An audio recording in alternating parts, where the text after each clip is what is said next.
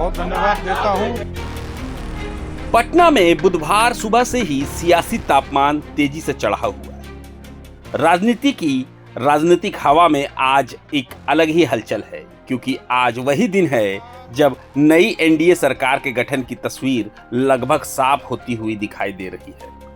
सुबह सुबह जेडीयू की अहम बैठक हुई और बड़ी खबर यही निकली, पार्टी ने सर्वसम्मति से नीतीश कुमार को एक बार फिर विधायक दल का नेता चुन लिया है। यानी नेतृत्व को लेकर जेडीयू की ओर से कोई संशय अब नहीं बचा। इधर बीजेपी कैंप में भी हलचल तेज रही। बीजेपी विधायक दल की बैठक में भी अहम फैसले लिए गए।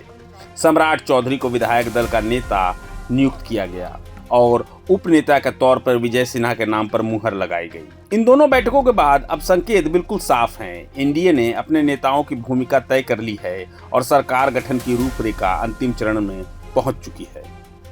पटना के सियासी गलियारों में आज हर कदम पर नई खबर छाई रही। नई जोड़ तोड़ और नए समीकरण बनते बिगड़ते दिख रहे हैं। लेकिन एक बात तय है, बिहार की राजनीति में आज किए गए फैसले आने वाले दिनों की दिशा और दशा तय करेंगे। नई सरकार में सबसे बड़े दल के तौर पर बीजेपी के मंत्री सबसे ज्यादा संख्या में होने की उम्मीद है। बीजेपी अपना स्पीकर और 2 डिप्टी सीएम देने की तैयारी में है।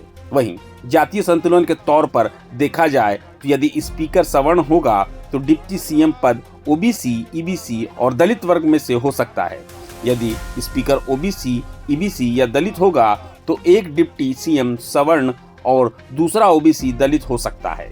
एक महिला डिप्टी सीएम की संभावना भी जताई गई है। नई मंत्रिमंडल के खाके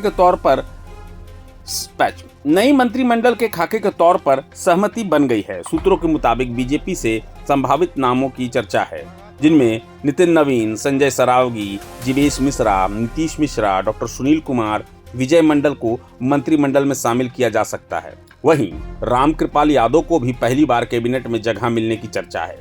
इसी तरह जेडीयू से श्रवण कुमार, विजय कुमार चौधरी, अशोक चौधरी, विजेंद्र प्रसाद यादव, प्रभुनाथ सिंह के बेटे रणधीर सिंह को भी मंत्री बनाए जाने की चर्चा है।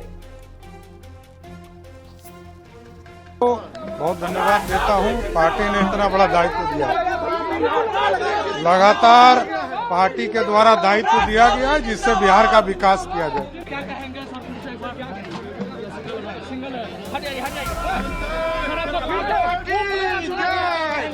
प्रधानमंत्री, गृह मंत्री, राष्ट्रीय अध्यक्ष, शीर्षक नेतृत्व को हृदय से आभार।